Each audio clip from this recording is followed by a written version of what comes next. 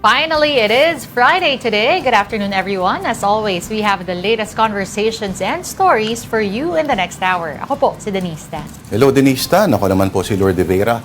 Biyernes at 13, kahit ano pang sabihin, ikaw ang swerte. Lalo na kung ikaw ay may diskarte at isa kang negosyante. At sa Gas Corporation, ikaw ang presidente. Simula na ang programang Laging Swerte sa Love and Life. Nax, ito na po ang Afternoon Delight.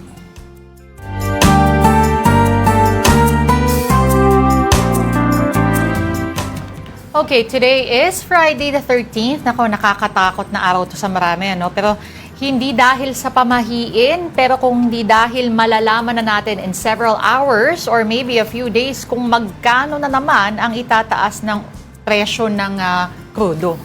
May kutsilyo dyan. Ano gagawin natin? Saksakin mo na lang kaya Huwag namang ganon. Grabe, no? Pero napakasakit talaga, no?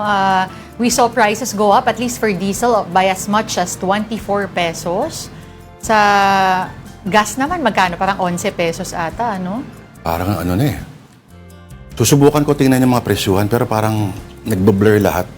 Parang hihimatayin na ako. Yun na nga eh. Tapos, ang hirap pasundan kasi nga, halos araw-araw, at least what we saw for this week, ano, araw-araw nagtataas yung presyo ng gas, ano. Pero, eto na nga, isa pang pinag-uusapan. Ano ba sa okay? Yung staggered na per day? O yung isang bagsakan na lang para tapos ng... Feeling ko mas okay pa rin yung staggered kahit Paano? kahit papano kasi hindi lahat available on a certain day na hindi nakakahabol sa what do you call this? Correct. Nakakapagpakarga sa araw na yun. Sa 3 araw na magsa-stagger, at least dun sa first day, ay pwede ka makapagpa-full tank halimbawa. Tapos, pag full tank ka tapos, hindi kasing taas nung sa third day. Oo. So at least... Sana all ay may fleet card, gaya ng ibang taong kilala natin. Ayun. Pero ito na nga yung pinag-uusapan ako. Kasi kung sakaling pumalo ang pagsuspinde sa fuel excise tax, wala na rin daw masyadong epekto sa napakamahal na presyo ng langis. Yung pinag-uusapan, magkano yung excise tax? For gasoline, it's 10 pesos. For diesel, it's 6 pesos. Pero wala na eh, nagbabanggaan na sila pag kinompute mo eh. Grabe, no? Oil deregulation law. At least sa oil deregulation nun, may kakayahan pa yung gobyerno kahit papano mag-subsidize. May pondo pa noon eh. At ang Pilipinas ay gagaya ng ilang mga bansa sa mundo na deregulated yung industry. At ang mga bansang yan ay mga malalaking bansa, mga Japan, US, South Korea. Pero makikita mo na yun kasi talagang they let the price of the market dictate the prices. Yun nga lang, vulnerable ka sa mga oil shocks. Parang yung nangyayari ngayon. Kasi parang sabihin ng gobyerno, sorry, wala na pakialam dyan. At sa iba, yung may regulation, kahit papano, ay may nakareding pondo kahit papaano. No? Na pag nagyayari yung mga ganito, medyo maaalalayan, kumbaga. Hindi ganun kalakas yung pag-absorb ng publiko sa mga matataas sa presyo. Pero bago tayo pumunta sa Middle East conflict, this news first. Nako, ito na. Nagulat ka pa ba, partner? Paano kaya i-absorb ng publiko ito? The ICI, or the Independent Commission for Infrastructure, is no more. Hanggang March 31st na lang. Itatagal nito. Pero bakit kaya ngayon napili na i-announce? Gayong kahapon, sinabi pa rin ng Pangulong, or the other day, sinabi ng Pangulong Marcos na may tuloy pa rin, hinula pa rin kasiguraduhan sa kapalaran. Para sagutin lahat yan, huwag na natin patagalin. Kasama po natin ang mojo na wala ngayon sa Kongreso. Kundi nandyan sa labas ng lugar na mamimiss mo ba yan, Arles de los Santos? Lord at Denise, actually nandito tayo ngayon sa Office of the Ombudsman kung saan kanina ay dumating dito ang ilang opisyal ng Independent Commission for Infrastructure o ICI. Kasama nga si chairperson nito na si retired Justice Andres Reyes, Attorney Brian Keith Hosaka at ang special advisor nito na si retired General Rodolfo Azurin. Gayun din ang opisyal ng DPWH na si Yusek Bisnar. No? At kinumpirma nga nila na titigil na ang operasyon ng Independent Commission for Infrastructure sa March 31 dahil naniniwala samantala nga raw itong si Justice Reyes na nagampanan na ng komisyon ang mandato nito sang-ayon sa Executive Order 94 na dahilan nga para mabuo ang Independent Commission for Infrastructure na syempre ang mandato ay imbestigahan ang posibleng mga korupsyon, sabwatan at anomalya sa mga infrastructure projects ng pamahalaan sa huli o nakalipas na 10 taon. At ayun nga, kung matatandaan natin, on the first 3 months, nagbitiw na halos magkasunod yung dalawang commissioner nito na si Commissioner Rosana Fajardo at dating DPWH Secretary Babes Singson, na dahilan nga raw para hindi sila sagawa ng quorum. At ngayon, dito Lord, kung nagtataka man kayo kung bakit ngayong araw ayan inanunsyo, ayan ay dahil isinumite na ng ICI ang mga dokumento at ilan pang mga papeles na meron sila kaugnay sa investigasyon na kanilang isinasagawa. Pero magpapatuloy nga daw sila na operational hanggang March 31. 9 referrals covering 65 individuals, convening 20 agencies sa Technical Working Group for Asset Recovery. Nag-initiate din daw ng development of 3 information systems designed to detect fraud and other irregularities ayon sa statement na nilabas ng chair nila. Ano ba itong 3 information systems nito, Arles? At magagamit pa ba ito ng mga future bodies in case may gusto silang paimbestigahan?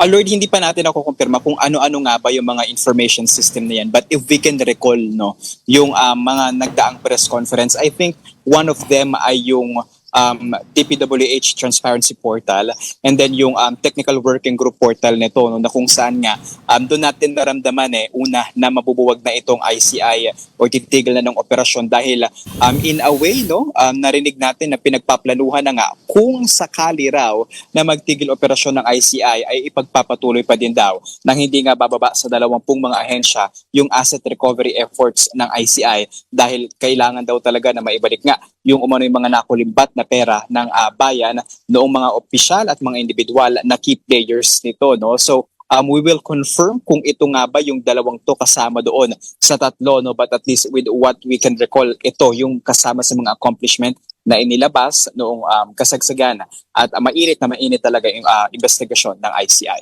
Okay, pero Arles, meron bang inaasahan na maaring, let's say, pumalit dito sa ICI to continue those investigations? At meron ka bang mga nakuhang reaction dyan, whether it be from officials in Malacanang, DPWH and whatnot, doon sa pagbabuwag nga ng ICI?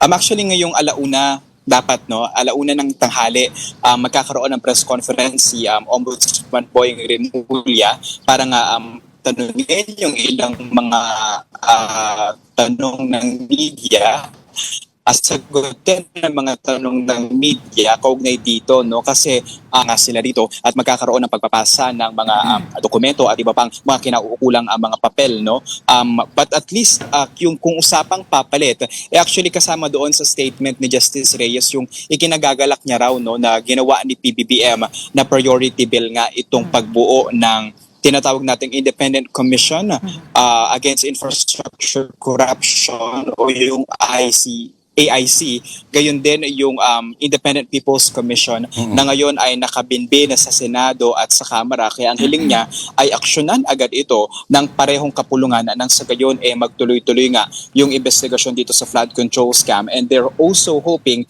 na yung nabuo daw nilang framework and system ng investigation sa possible corruption and syempre yung sapwatan sa mga projects ng pamahalaan ay magamit din daw ng iba pang mga ahensya ng pamahalaan para nga masiguro na wala talagang lulusot na mga proyektong may kamalian or katiwalian nang sa gayon nga ay magamit daw sa tama ang pera ng bayan. So 6 na buwan, lahat ng mga dokumento, lahat ng mga ebidensya, mga reports, lahat ay na-turn over na, Arles, sa Office of the Ombudsman. So nasa Ombudsman na talaga ang bola.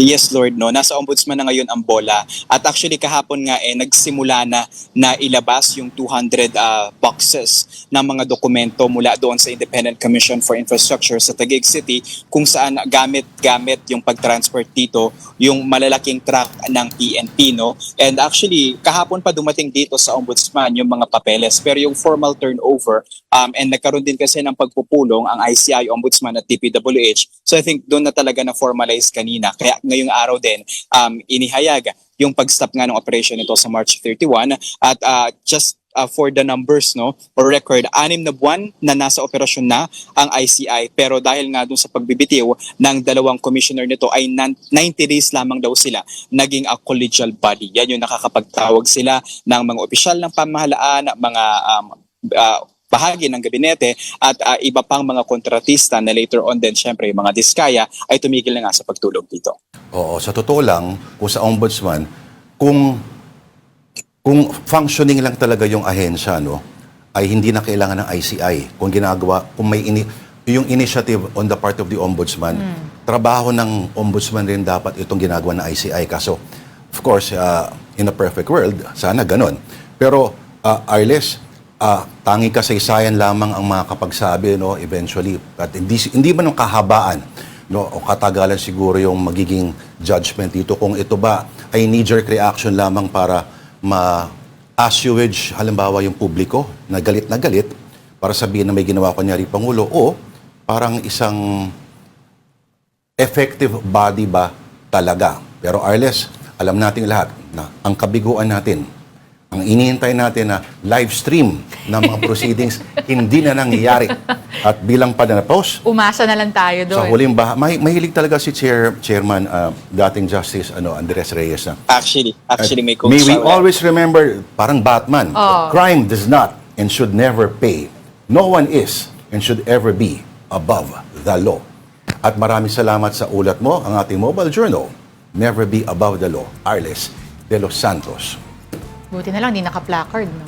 Ang Kaya haba, nga eh. ang haba masyado nun. Dapat pinlakard yan na lang kung may press con siya, di ba? Sa huli. Para screenshot na lang. What the world needs now is Batman. As love pala. Saka lower fuel prices. And more updates. So we move on now to another story. Speaking of fuel, local fuel prices could climb even higher as global oil continues to hover near $100 a barrel. In response, the government is stepping up with more aid to the sector most affected by the fuel crisis, transportation. Mobile journalist Amy Atienza has the report. The Middle East war has sent oil and gas prices surging, leaving oil-importing countries like the Philippines vulnerable. And one way to mitigate future energy shocks is by ramping up the country's use of renewables. That was one of the takeaways at the launch of the report on advancing the economy transition in ASEAN, produced by the Asian Development Bank. ADB's chief economist Albert Park says the good news is the Philippines has shown a strong commitment to investing in RE. Fossil fuel energy, and given the war that we're seeing in the Middle East, it also...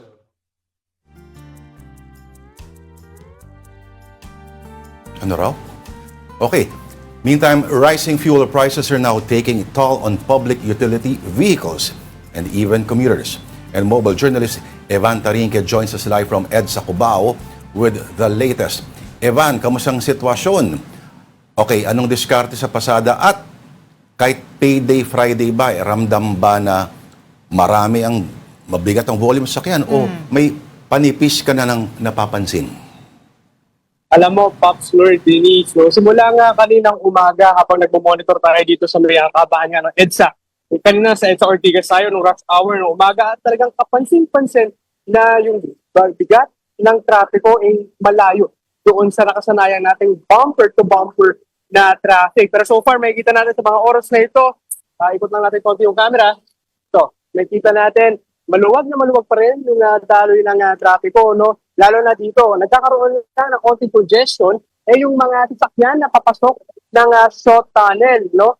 Dahil nagiging 2 lanes lang kasi yan at talagang naglilipatan yung mga sasakyan. Pero ito namang dumadaan sa ibabaw, nakikita natin, tuloy-tuloy rin yung daloy ng trapiko.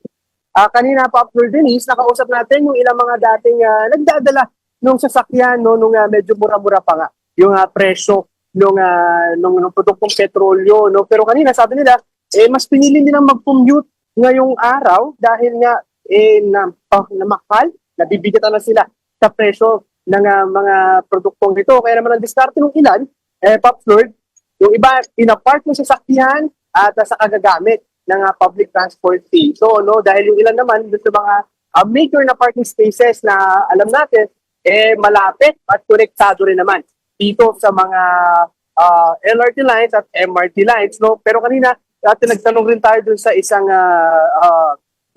MC taxi rider, no, na araw-araw binabiyahe or dinadaanan ito nga kahabaan nga ng EDSA. Kung i-compare ba nila yung the previous days na tumaas ba yung oil price hike dun sa mga normal na araw, no? Ang kwento niya sa atin, kung i-compare daw natin, mas maluwag raw yung daloy ng trapiko sa mga oras na ito. Pero sa bagay, kasi nasa alas 2 pa lang, baka mamaya naman pagdating ng rush hour, no, afternoon rush hour, baka naman maramdaman natin yung pagbigat ng daloy ng trapiko. Pero according pero kanina, naglapit din tayo kay MMDA Chairman Romando Arte, kung may update na nga ba kung talaga bang bumaba yung bilang ng sasakyan sa ngayon, so far, nagbibilang pa rin daw sila at patuloy yung kanilang data gathering kung talagang naka-apekto na nga ba yung presyo ng produktong petrolyo sa mga sasakyang dumadaan sa ating mga kalsada. Patuloy. Palagay ko, mararamdaman talaga yan, Evan, next week. Oo, kasi Marami sobrang taas na dito lang. ang bumibiyahe pa based doon sa mga malamang yung kinarga a few nila, days, yeah. yung medyo nung mababa pa yung presyo. Pero I think etong weekend at yung next week talaga, ito na talaga yung parang fine line talaga eh. Masakit na yun eh. Oo. Ivan, matanong ko lang dun sa mga nakausap mong drivers, meron din ba silang mga reaksyon o yung mga sinabi nila, panawagan nila dun sa posibleng dagdag presyo daw ng pamasahe? Tama ka dyan, Denise, no? Matagal ng usapan niya, no? Actually, itong provisional fare hike na to, ilang taon na rin niyang pinag-uusapan. Pero so far, dahil nga doon sa bigat ng presyo ng produktong petrolyo ngayon, parang daw mahirap nang hindi tingin yan dahil nga masyado nang masakit, masyado nang mabigat. Pero ayon sa mga ilang drivers nating nakausap, mas okay daw sana kung mababawasan yung presyo ng produktong petrolyo kaysa daw taasan yung pamasahe ng mga commuters dahil hanggang sa mga oras na ito actually, no, iniisip pa rin nila kung yung capability ng mga pasahero na magbayad dun sa dagdag pamasahe na imbes na raw sana na ipandagdag na lang sa iba pang panggastusin sa araw-araw, mapupunta pa dito sa fare hike na ito. Pero so far, wala pa namang sinasabi kung magkano yung magiging fare hike natin. And pero bigyan ko rin ka ng context regarding dito sa fare hike, no? Usually kasi, Pastor Denise, every 10 pesos na kinataas sa produktong petrolyo, equivalent yan sa 1 peso na dagdag sa fare hike. So, abangan pa natin kung masusunod ba yan or baka magbago ng konti yung panukalang yan, Pastor Denise. Diyan ka sa may Cubao, no? Sa may tapat ka ng Farmers Plaza, Evan, tama? Actually, Pastor, nandito tayo sa may show ngayon. No, nakatambay tayo dito ngayon sa show. Sa Ikot show? tayo ng konti. Ito, makikita natin. Ito yung pasyo ilalim. Yan. Okay. Galing Eh, yung Greenfield. Sabi Cubao EDSA, hindi naman pala. Katatanong ko sana, Evan, kung kahit konti lang bumibiyaya, kung marami pa rin bang, kung nasa Cubao sana siya, no? Kung marami bang pumapasok sa Masogo at yung iba pang motel sa tapat ng pero sa puntong ito, may alam mo ba, Evan, na yung pagbabago all of a sudden sa operasyon, sa mga schedule nila ng mga public utility transport systems? Alam mo, Pastor, doon sa mga nakausap natin na mga jeepney drivers, no? Kasi kadalasan, before, ang kinikita kasi nila around 500 to 600 pesos per day. No? Pero ngayon daw na tumaas yung presyo ng petrolyo, yung iba na take home 300, 200 pesos. Kaya yung discussion ng ilang mga PUV drivers, talagang hinahabaan na lang nila yung kanilang mga biyahe. No? Kung dati, 5, 6, na ikot lang sila. Ngayon daw, minimum 8. Kahit pa paano raw kasi, yung sa 8 ikot na yon, pagod man daw yung kanilang katawan, at least yung kita nila, may uwi pa sila sa kanilang mga tahanan. No? Kasi, ayun nga, sa bigat ng presyo, iba, extended hours, so iba naman, Pastor Denise, nag-iisip na, baka daw maghanap na lang ng ibang pagkakitaan dahil nga hanggat tumataas daw kasi yung presyo ng produktong petrolyo, malaki rin daw kasi yung kinakain nito dun sa kanilang sanang may uwi sa kanilang mga bahay. May tanong ka pa, Denise Tan? Hindi, nasagot na ni Ivan. Tatanong ko nga sana kung ano-ano ba yung mga naisip nilang pamalit muna dun sa, instead of driving, ano muna i-racket nila. Alam mo, Denise, halo-halo kasi, no, karamihan kasi ng mga jeepney drivers natin dito, no, simulat sa pool, 20 years ago, 10 years ago, nagmamasada na sila ng mga pampubliko sa sakyan, no. So, mahihirapan daw sila maghanap ng kanilang bagong pagkakakitaan, pero kung ganito nga rin daw kasi yung preso, lalo na next week, may nakambang pagtaas naman ng preso sa produktong petrolyo, no? Kinakain daw kasi nito yung kanilang kinikita sa pang-araw-araw, baka kahit pa paano daw. Kumita man sila ng konti or mas marami or ng lagpas sa kanilang kita sa kanilang pang-araw-araw, okay na raw yun. So far, sa ngayon, nag-iisip pa rin paano magiging diskarte ng ilang mga drivers, pero so far, hanggat kaya pa rin na doon nilang pumiyahe, pabiyahe pa rin naman sila para makapag-provide sa kanilang mga pamilya. Alright, maraming salamat sa iyong ulat at ingat palagi. Ivan Tarinque ang ating mobile journalist. Now, the Visayas Field Office of the Department of Energy is cracking down on errant fuel stations in Mandaue, Lapu-Lapu, and Talisay, all in Cebu, as well as Leyte Province. The Cebu provincial capital has also taken steps to curb overpricing in the province. The details from our man in Cebu, Dale Israel. Dale?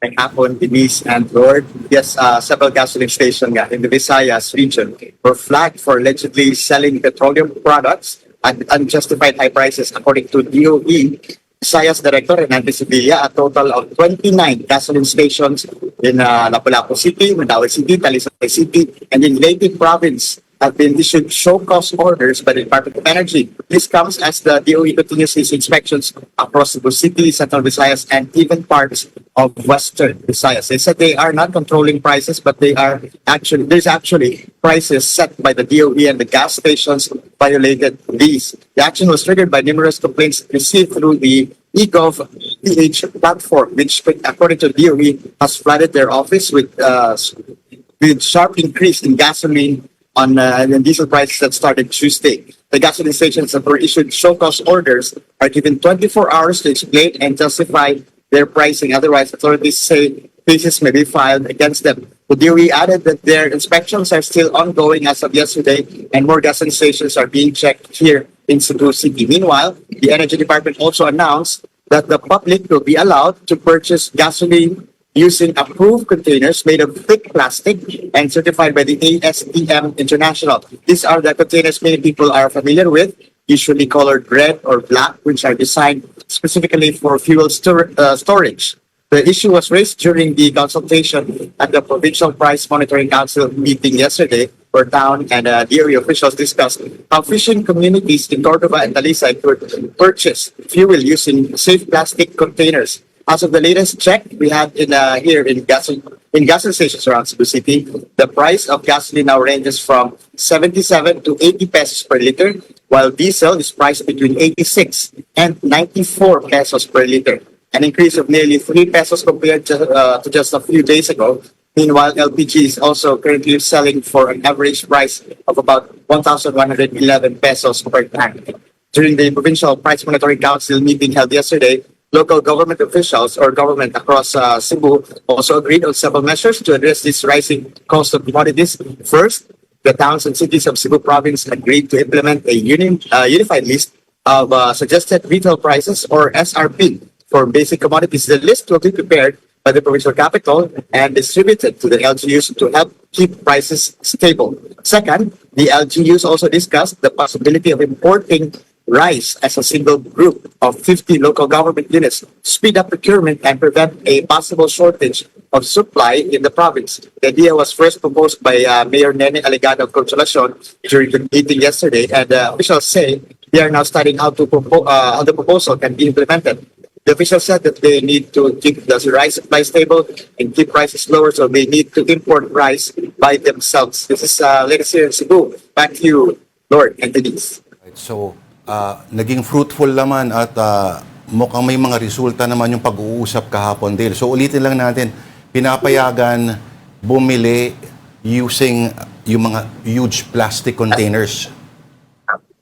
Yes, The thick okay na ones. mabuhili. yung huge plastic containers na may color red at black. Na may certification din sa American Society for Testing Materials or ASTM. At familiar naman yung mga town folks natin kung anong hugis at anong mukha ng red at black containers na Dale. pwedeng gamitin. Yes. Saan naman kukuha yung mga tao ng ganun? Yes, sabi ng DOE, common daw ito na ginagamit yung parang malaking container ng black at red na ginagamit sa ng mga pangingisda. Okay, pero may kamahalan yun dahil yung mga ganong klaseng container and it's not, kumbaga kung pupunta ka sa isang tindahan ay hindi mo naman yun kagad mabibili.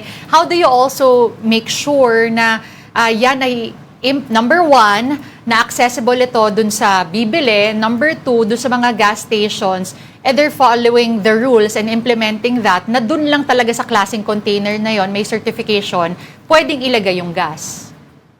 Tama, Denise. Meron kasing yung container na yon ay may tatak na parang may seal na nakalagay ng ASTM. Tapos, access naman ito ng mga mamimili yung sa mga public markets na nandun daw, sabi ng DOE na sa public markets ang mga binibenta ito sa mga public markets din. At more or less, ito ay medyo thick yung mga plastic na uri na ginagamit sa mga containers na ito. Ano yata yun? Ilalagyan yata ng Petron yata yun. Yung itim tsaka may pula. Diba? Anyway, sila nakakaalam dyan. Okay. Mahaba na ba pila ngayon dyan, Dale, sa mga gasoline stations? O kumonti ba ang mga bumibiyahe na? Kita natin kanina, Lord, mga by 12 noon kanina, punta tayo sa gasoline station. Walang nagpapagasolina. Sabi ng mga gasoline attendants, medyo matumal na daw ang kanilang mga benta dito sa Cebu. Ay, kapait kaayo, bay. Anyway, maraming salamat. Salamat tayo sa ating man in Cebu, our one new Cebu desk, Dale Israel. Here now is a quick rundown of more stories on One News. It's official. Secretary Cristina Frasco is out of the Department of Tourism. She has been appointed Presidential Advisor for Sustainable and Resilient Communities, ending her tenure with the DOT that began in June 2022. Frasco's term was recently marred by criticism over the alleged use of DOT materials for self-promotion. Tourism Undersecretary Verna Buensuceso will serve as officer in charge. Vice President Sara Duterte has criticized House lawmakers for what she calls is another fishing expedition related to impeachment complaints against her. That's after some House members sought subpoenas for additional documents linked to the case. The VP also questioned the lower chamber's priorities, saying lawmakers appear focused on her case despite the Middle East conflict and its potential impact on Filipinos abroad.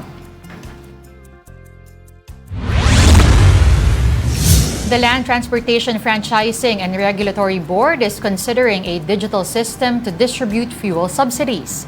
The move follows President Bongbong Marcos's order to speed up and streamline aid to public utility vehicle drivers and operators.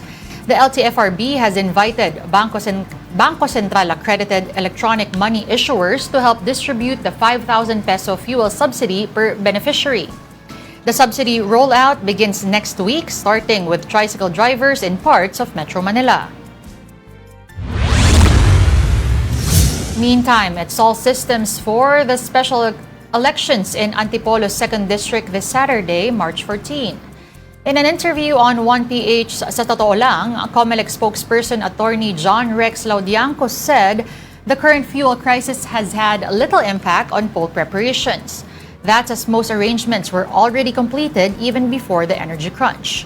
The poll body is targeting to proclaim the winning candidate by Sunday, March 15. The special poll was called following the death of Representative Romeo Acop. And we're taking our first break, and as we do so, here are the global headlines from the Associated Press at magbabalik pa rin po ang Afternoon Delight.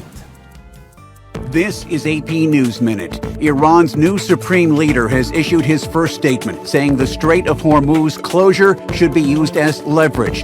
Ayatollah Muqtada Khamenei also called on Gulf Arabs to shut down U.S. bases, saying promised U.S. protection is nothing more than a lie. The Israeli military is dropping charges against 5 soldiers accused of sexually abusing a Palestinian detainee in an encounter partially caught on camera. The leaked video has bitterly divided Israel since the soldiers were arrested in 2024. Officials near Detroit say a man with a rifle died after ramming a truck into a large synagogue. The Associated Press has been told a security guard shot the attacker. The local sheriff says children and staffers at the temple's early childhood center weren't hurt. Congressman Jim Clyburn, the dean of South Carolina Democrats, says he will run for an 18th House term. The decision by the 85-year-old lawmaker cuts against calls for generational change within the party.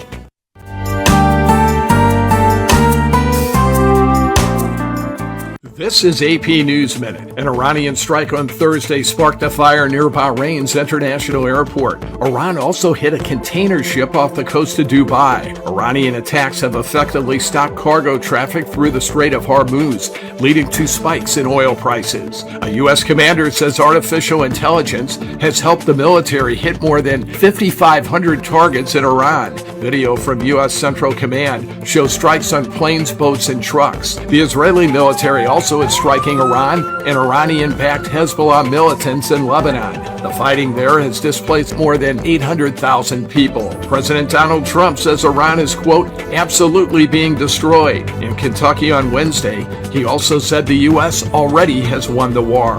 Cambodia hopes to close all of its notorious scam centers based there by the end of next month. The country says 200 out of 250 suspected locations already are shut down.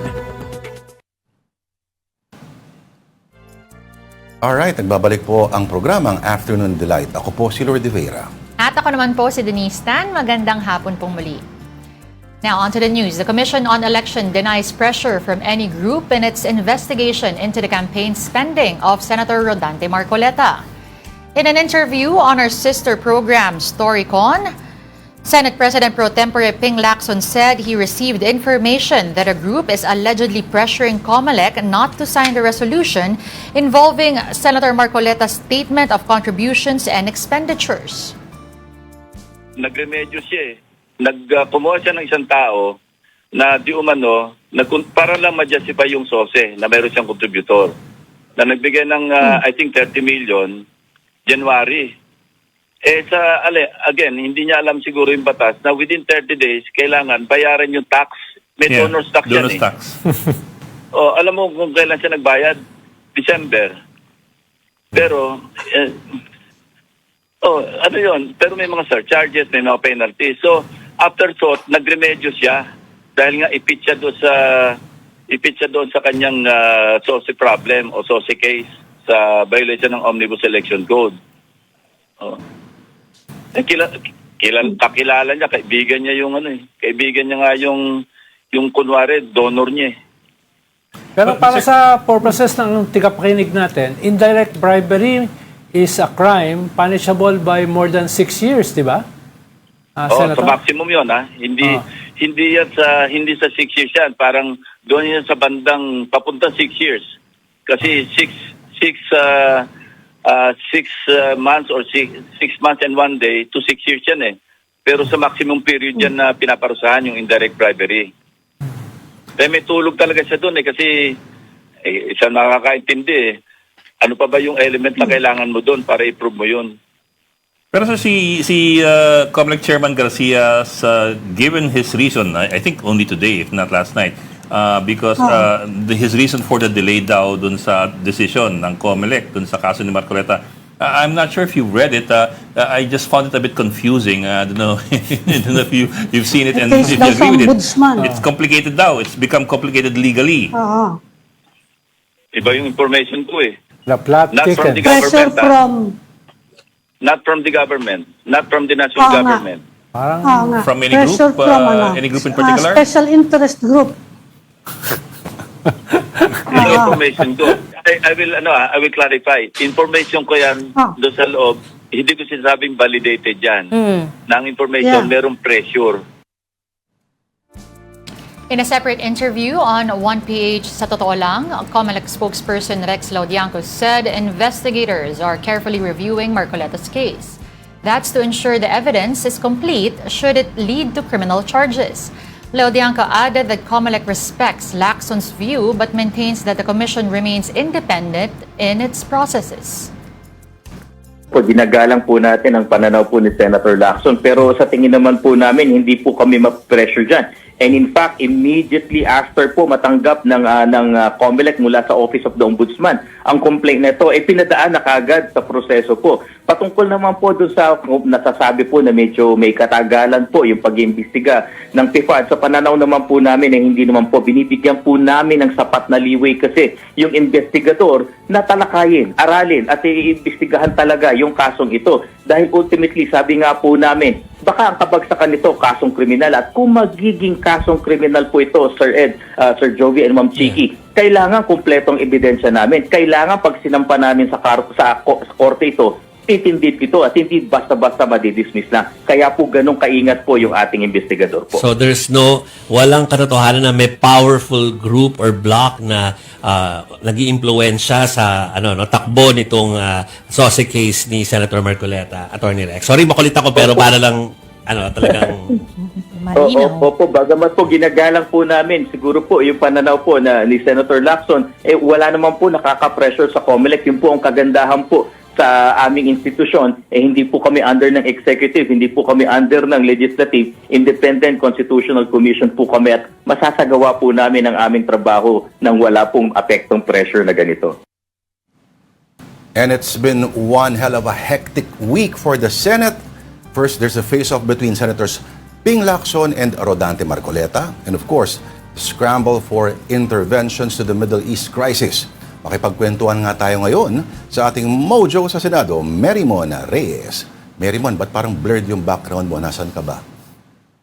Naku Lord, Denise, wala tayo ngayon sa upper chamber pero what we know so far is by Monday, ang nasabi ni Senate Committee on Ways and Means and ang Committee on Energy na si Senator Pia Cayetano, possibly by Monday at nasabi nito ni Senator Kiko Pangilinan, maiikot na rin or makukuha ng mga senador yung committee report nitong ang committee ni Senator Pia patungkol sa pagbibigay ng kapangyarihan or yung emergency power sa Pangulo para i-reduce or i-suspend ang excise tax, lalo-lalo na sa mga produktong petrolyo dahil nga sa patuloy na girian sa Middle East, affecting yung supply ng crudo and in effect dito naman sa merkado yung pagtaas ng presyo ng mga ito. Plus, winelcome ng bukas ni Minority Leader Senator Alan Peter Cayetano yung pag-certify nga ng Pangulo as urgent itong emergency power dito sa Congress kasi ang ibig sabihin nito itong kapag na-certify as urgent, usually kasi kapag magpapass ng bill, it has to go through 3 readings. So first, second, and then third reading. Pero pwedeng magkaroon na ng skipping sa mga ito kasi certified as urgent na. Though, ang nasabi naman ni Senator Pia, kahit malapit ng adjournment ng session by next week, Friday, March 20, kaya pa rin naman daw nila at dapat magawa na nilang maipasa ito. Sabi kasi ni Finance Chair Senator Sherwin Gatchalian, yung paggalaw sa excise tax, it should be a last resort kasi malaki-laki ang pwedeng mawala sa pondo ng bansa. Pero malaking bagay din na magkaroon na ng standby power ang Pangulo just in case lang daw talagang kakailangan. And while the government is looking for other sources, yung sasabi nga sa biofuel or other means para ma-regulate pa itong presyo ng mga oil company or to at least give subsidies na sa mga sektor na naaapektuhan na. Lord Denise. Alright. May sagot ba si Senador Marcoleta doon sa sinabi ni Senator Lacson sa story kung tungkol sa pressure daw sa COMELEC on his SOSE case? So far, Lord, wala pa. Pero so far naman, lagi nga sinasabi ni Senator Marcoleta is lahat naman daw lead na sa table, yung kung may questions or not, lahat naman daw pagdadaanan yung due process. Pero for now, related dito sa kaso niya nga sa COMELEC, even yung sa campaign contributions, yung disclosure niya ng contribution as expenditure sa kanyang pangangandidato. So far, wala pang bagong komento ang senador. Yung pinaka-latest pa lang kasi sa Senado ay yung palitan nitong 2 senador mula sa privileged speech ni Senator Marcoleta last week, sa naging speech niya ulit nung Monday, and then yung pagsagot na ni Senate President Pro Tempore Ping Lacson noong Tuesday, dahil nga ang nasabi ni Senator Ping, parang yung boiling point na abot na 98 to 99 degrees na raw ang naabot. Kaya nasabi niya, enough is enough, once and for all, sasagutin niya na raw ang lahat. Alright, napuno na. Maraming salamat sa iyong ulat, ang ating Mojo, Mary Mon Reyes. In other news, more Filipinos were jobless at the start of the year. For more details, we bring in Mobile Journal Fatima Baduria reporting to us live from Quezon City. Go ahead, Fatima. Lord Denise, ayon nga sa resulta ng Labor Force Survey ng Philippine Statistics Authority o PSA, nasa 5.8% ang unemployment rate sa Pilipinas na mas mataas kumpara sa unemployment rate noong Enero ng nakaraang taon na nasa 4.3% naman at sa huling quarter na pala noong Oktubre na nasa 5%. Ang pangunahing dahilan daw kung bakit bumaba ang bilang ng mga may trabaho ay dahil marami ang available at gustong magtrabaho, naghahanap ng trabaho pero sa ngayon ay hindi pa makahanap. Nadagdagan daw kasi ng 306,000 kumpara noong nakaraang taon habang 196,000 naman yung naghihintay na matanggap sila matapos mag-apply sa iba't ibang mga trabaho, no? Ayon pa kaya PSA Assistant Secretary Divina Gracia del Prado, isa pa sa mga dahilan o factors ay may mga discouraged din o yung mga hindi naniniwala na makakahanap sila ng trabaho. So hindi na nila naitutuloy yung paghahanap nila. So ngayon, nasa 2.96 million ang bilang ng unemployed sa bansa. Tumaas din daw yung bilang ng mga unemployed na kabataang edad 15 to 24 years old. So mula sa 12% sa unemployment rate noong nakaraang taon sa age group na ito, ngayon ay nasa 17.3% na ito. Tumaas din ang underemployment rate mula nung huling quarter na nasa 6.35 million nitong Enero kumpara noong Oktubre na 5.81 million naman. So marami yung mga naghahanap ng additional work pa o kaya ay madagdagan yung working hours nila, no? Samantala, ang sector naman na may pinakamataas na share sa total employment ay nasa services sector pa rin, no? Nasa 61.6% yan at sinundan yan ng agriculture sector na 21.1% at industry sector na 17.3% naman. Ayon pa, no, kaya Asset del Prado, posibleng maapektuhan yung labor market nitong mga gulo sa Middle East, no, dahil inaasahan nila na dahil tumataas yung presyo ng oil ay maaapektuhan yung mga businesses.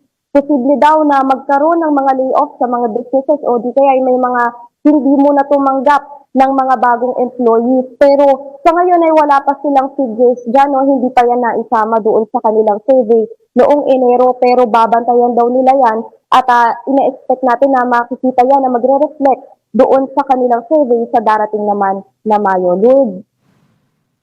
Thank you very much, Mobile Journal Fatima Baduria, again reporting to us live from the PSA. This is still Afternoon Delight on One News. We just need to pause for another break and we will be right back.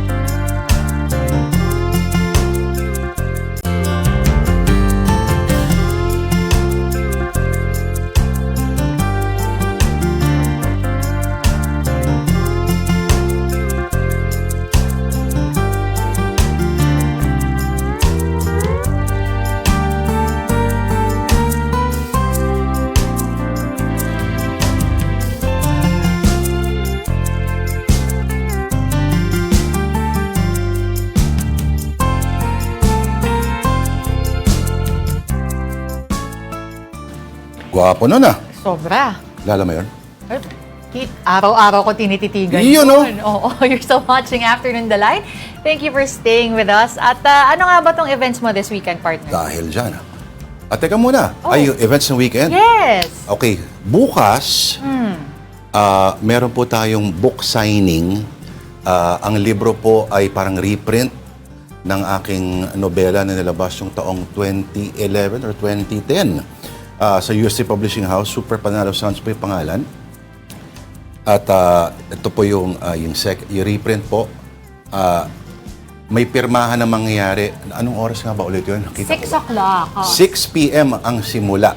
So, maaari pong kumuha ng kopya ng aklat at papirmahan. Ay, sorry, 5 o'clock pala yung nakasulat. 5 o'clock. 5 to 6:30. 5 to 6:30. Ano pa man, kailangan ko yan dahil mahal lang ang presyo ng gasolina. Ay, nako. Sa linggo naman, ay ang libro na nilabas ng Anvil Publishing. Ito po ay yung koleksyon ng ilang choice scripts sa mga storya sa aking programa sa 105.92 FM, yung Sana Lord. Ay, gusto ko yan. Sana Lord, the book. Plus, yung isang damay na rin dyan yung pirmahan ng poetry collection na Pagpag. Ayan. So, Ito naman ay 4 p.m. Ano, partner? Tama ba? 4 to 6 p.m. 4 to 6 p.m. Ayan, panalo yan. So, pumaligaw sa SM Mega Mall Mega Trade Hall. Mangyayari yan. Ang event pareho ay sa Philippine Book Festival 2026. Kahit alam ko, mahal ang presyo ng gasolina, pero mas mahalaga ang libro because reading is life. Ayun. Congratulations in Salamat. advance. Sana pupuntahan niyo yan this weekend. Ano? Okay, sige. We have come to that point of introducing our delight of the day. Saging pa rin ang ating theme, as you know. And meron tayo ngayong halo-halo. Halo-halo. Magtataka kayo bakit halo-halo? Because the specific halo-halo is the one yung pinag-uusapan natin na ang laman lang ay saba. Makapuno nga ba yun? Makapuno at saka konting flan, leche flan. O, kapangalan niya yung pinakamayamang Oo, negosyante nilabas sa natin yung Pilipinas. kahapon. Pakita natin. Mhm. Kalang paano babuksan to ng Oo, pero hindi sila yun, ha? Ibang pag-aari yan. Ayun. At ngayon ko lang ulit narinig ang partner ko na kinilig talaga. Involuntary, ganon. Hindi naman, hi. Parang yung dati, parang may lechon kawali nung nilapag sa harapan niya. pakita mo. Napatili ang kasama ko. Yan, ang sarap po. Teka lang, pwede ba batiin Alam mo muna yung ng yelo leche nito? flan? Gusto to ng iba kasing yung yelo niya, sobrang fine. Oo. Ano bang preference mo? Gusto ko na direct ha. Kapag mainit, kinakain mo siya sa mainit na lugar, medyo mahirap to kasi magiging juice siya agad. Oo. So you want the crushed Gusto ko variety. yung leche flan. Ayan, tingnan mo ito, pag ginanyan mo, tuloy-tuloy lang siya sa baba. Oh. Hindi masyado matamis yung flan. hindi siya lumalaban, kumbaga dun sa nagko-compliment. Ano pang silbi niya kung di siya matamis? Hindi matamis Lumaban siya. Yun ang raison de et niya. Ang lumaban. Ayan, diretso sa baba. Turo ng tatay ko. Sige. Kalang habang Meron. nakafocus kami dito, daanan na rin Sa natin. presyo niya, dapat may saging siya. No? Oo. Meron. Daanan natin ang Ganyan lang ating dapat ang storya. halo-halo. Wala namang matitigas na parts. Oo diba? nga, para madaling haluin, madaling kainin. Ito na mga storya natin on social media. First one is on the Philippine Star. 2 Filipino restaurants land spots on Asia's 50 Best Restaurants 2026 extended list. Ano yung isa? Toyo yung nakita ko. Sandali, balikan natin. Ano yung isa? yan. Suka. Celera. Teka.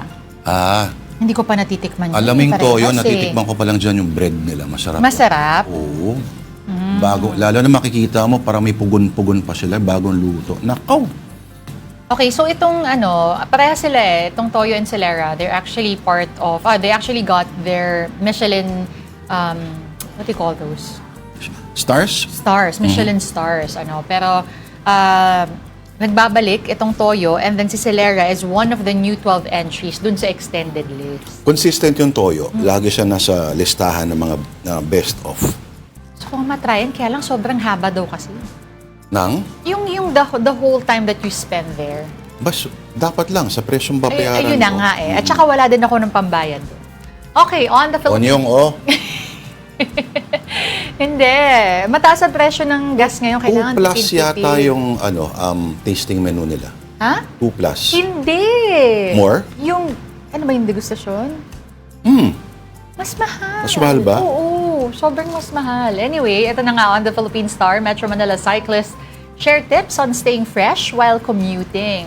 So, Yeah. unang-unang tip niya is kailangan daw silipin mo yung ruta mo. Baka may mga possible kang pwedeng daanan na mga neighborhoods that would offer a lot of shade. Yung mga villages na pwedeng tagusan, syempre mas madaming puno, mas maaliwalas, mas mahangin, so hindi ka masyadong hulas.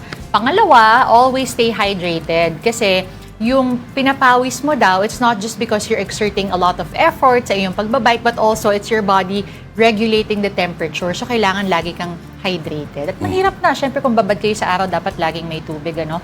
At yung pangatlo niyang tip is pack smartly. Pwede naman daw na baunin ang inyong damit pang trabaho habang nagko-commute. Dapat lang. Eh, hindi natin alam, ano? Yung mga ibang nagko-commute, sinasabi nila na mas okay kung medyo light yung inyong damit, yung madaling mapatuyo din. Tapos magbaon, pinaka-importante, ng hygiene kit. Para kapag maaga kayo sa opisina, pwede pa kayong maligo. Kung meron pong ganyan, may provision para kayo ay makaligo or kahit hilamos man lang. Correct. Hilamos, papunas ng bimpo sa Dito may naliligo dito eh. Gamit yata yung yung bidet. Sana naman hindi, 'di ba? Hindi ginagamit eh. Nakita ko minsan, Meron pa. Meron pa. Oo. Ako, may tip ako. Ano? Yung rota ninyo, siguraduhin ninyo, yung konti lang yung mga paahon. Oo. Kasi yun talaga yung dadali talaga sa'yo. Talagang papawisan ka talaga doon. So yung relax lang. At hindi mo kailangan makipagkariran. Hindi ka mananalo sa mga sakyan. Oo. So relax lang dapat yung pace. Ako, ang tip ko, agahan. Kasi number one, para hindi ka nagmamadali, you can be safer. Pangalawa, kahit anong mangyari, may time ka magpalit, get refreshed. Correct. Diba? Oo. Okay. Dry fit shirt, mahalaga dyan. O, tigit sa lahat, yung bike na maraming gears para na lalaro-laro mo yung speed mo at yung effort. Okay, weekend na, nakaka-apekto ba ang taas presyo ng gasolina sa mga plano nyong paglakwatsa? Abay, silipin natin ngayon ang sitwasyon sa Maynila, diyan sa Luneta. At nandoon ang ating Mojo, Ray Vicente. Ray, okay, marami bang namamasyal dyan? Ramdam na ba ang Payday Friday? Lord Denise, magandang tanghali nga. Ngayon nga unang linggo ng 4-day work. Ang ilan sa ating mga kapatid ay nasa work from home setup. May mga ilan nga dito na piniling mamasyal at magpalipas ng oras dito sa naturang parke sa Rizal Park. At karamihan daw talaga, Lord Denise, weekend, madami tao, pero yung iba talaga ayaw sumabay. Kinabukasan nga na Sabado kung saan marami ang tao. Pero papakita ko lang kayo, bigyan ko lang kayo ng walkthrough saglit. Denise, Lord. Ayan, kung makikita nyo, yung mga ating kapatid, kanya-kanya talaga ng pwesto sa pagpipiknik. Ayan, kung makikita nyo, may naglalaro pa ng parang softball ata yun eh. At may mga nagda-jogging din kaninang umaga, may mga nag-picture taking. Siyempre, yun nga, Lord, sama ka sinabi mo, sinabayan pa yan ng Payday Friday kung saan makikita yung mga ilang pamilya, magjowa, na namamasyal lang dito sa naturang parke. Pero, Lord, ayon kasi sa National Parks Development Committee, kahit naka-4 day work week na, inaasahan nila na as muli ang presyo Ray? na ang gasolina, no? Pero sa ngayon kasi, Lord Denise, ay hindi pa rin talaga ramdam yung Denise, Lord, hello? Ray, medyo nagcha-choppy yung signal mo.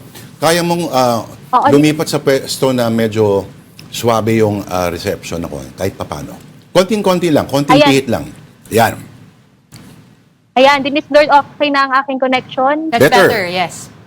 Ayan. Ayun nga, Lord Denise, nga sabi ng NDPC, kahit naka 4-day work week na, talagang inaasahan ko nila sa mga susunod na linggo, unti yung tao. Kasi ngayon, wala pang isang linggo actually, nung nagkaroon nga ng big time oil price hike. So ngayon, mga nasa normal crowd day pa lang naman ngayon dito sa naturang parke. Pero yung mga ilan din naman sa ating mga kapatid na kausap natin, lalo na mga nagbebenta, pati mga regular na joggers yung mga pupunta dito, ang sabi, hindi pa raw talaga nila ramdam yung big difference ng onting crowd dito sa naturang parke.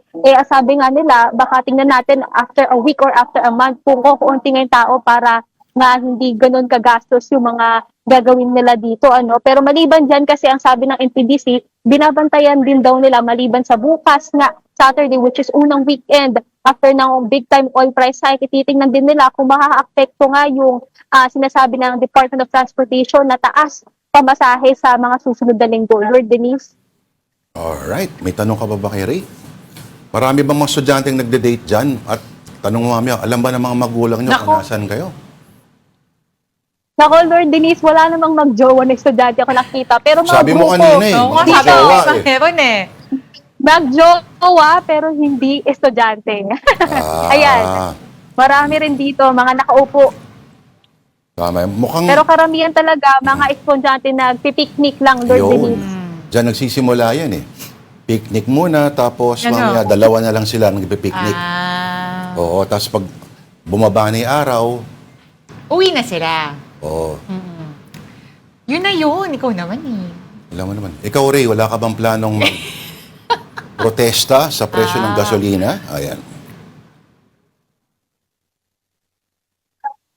Salamatan lang natin. Okay. Sige, maraming salamat sa ating mobile journal, Ray Vicente. Thank you, Ray. Okay, binabati natin ang lahat ng nanonood ng Afternoon Delight. Unahin na natin. Yung number one fan mo. Opo. sige. Yung number one fan mo yung naghahatid ng aming pahayagan. Hello, good morning. Si ano? Mr. Aguirre. Ayan. Oo, Mr. Aguirre. Hello po. Tito Radel, Tita Jane Catapia, good afternoon. Opo. Prof. Mark Pasco. Mark Pasco. Tito Mike Policarpio. Of course. Sa tatay ko, Tay, kamusta ka? Oo, taas na presyo ng gasolina. Diyan ka lang muna, pero magpadala ka na ng salapi. Ay, batiin natin. Chino Tan, happy 12th birthday! Diba? Mamahalin daw regalo sa'yo ng Tita Denise Hoy, mo. Nakita teka ko lang. na. Nako, matindi talaga. Sino-sino pa? Diba, Alex Fuentes, mga regular natin. Elmo Cardenas, Rodel Alcantara, Marion Leja, tsaka si Marion Lulu. Ladja, of course. Kung nakikinig, pag hindi kayo pumunta sa book launch ko bukas at sa linggo, sasama ang loob ko. Yun lang naman. Aray ko naman. Okay, sige, that will have to do it for us this week. Thank you for watching Afternoon Delight. Ako po si Denise Tan. Sa Lunes ulit, 2:00 PM, ako po si Lourdes Vera, kapatid. We are One News. All sides, all the time. Have a delightful, lucky Friday the 13th afternoon.